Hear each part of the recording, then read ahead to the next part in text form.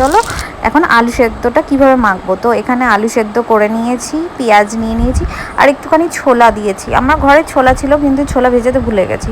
এখানে আমি একটা ভাজা মশলা করেছিলাম, বিট নুন দিয়েছি আর রেগুলার যে নুনটা নর্মাল খাই সেই নুনটাও একটু দিয়ে নিয়েছি, দিয়ে মেখেছি। আর টক জলটা এখন দেবো না, খাওয়ার সময় দেবো, কারণ টক জল আগে দিয়ে রাখলে পরে একটু জল জল ব্যাপার হয়ে যেতে পারে। আলু সেদ্ধটা ফাটাফাটি হয়েছিল আর এই যে মশলা করেছি, এবার টক জলে যাচ্ছি।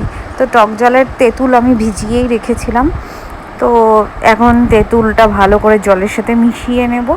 আর এমনভাবেই মেশাবো যাতে তেঁতুলের সমস্ত দানা আমার হাতে চলে আসে, কারণ ওটা তো আর টক জলের সাথে যাবে না। আর এখানে আমি অল্প কোয়ান্টিটিতেই বানাচ্ছি, কারণ আমি একাই খাবো অমিত অফিসে, আর মা তো খেতে পারবে না, মার টক খাওয়া বারণ আছে, তো মা খাচ্ছে না।